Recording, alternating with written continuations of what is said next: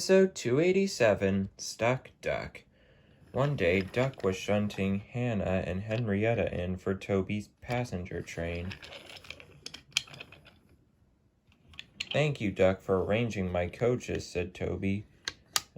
No problem," said Duck, and soon enough, Toby set off with his passenger train. "Well, I'm gonna go back to Tidmouth Sheds for a little rest." And with that, Duck puffed away to Tidmouth Sheds.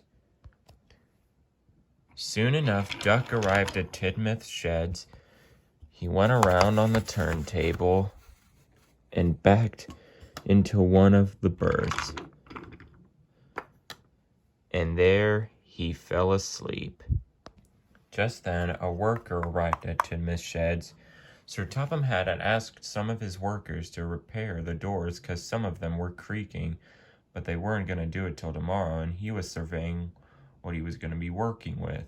But he didn't check to see if an engine was inside, and soon enough, he locked the doors of the sheds and then walked away. Soon enough, Duck woke up. "Well, time to get back to work," said Duck. He tried to get out, but the door was closed. The driver pounded on the door, while the firemen tried hard not to panic. But it was no use. "Help," said Duck. "Get me out of here." "Help," said Duck. "Get me out of here." "Anybody? Anybody? Anybody? Help."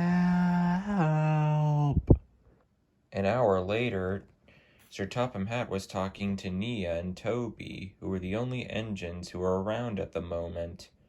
"Have any of you seen Duck?" "No, not ever since he shunted my coaches into place." "I haven't either, sir," said Nia. "Right, we have to go find Duck." "May I help with the search?" "Sure, Nia. The more the merrier."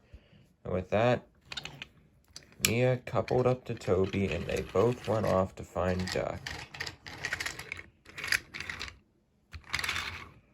Sir Topham Hatt quickly went to get turned around at Tidmouth Sheds on board Winston.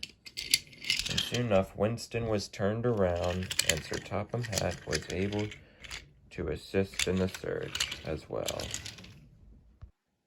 Toby, Nia, Winston, and Sir Topham Hatt had looked all over Sodor, but they couldn't find Duck. They looked at Toby's shed, Farmer McColl's farm, Cronk's scrapyard, the Farquhar quarry, and Brendam docks, but couldn't find Duck.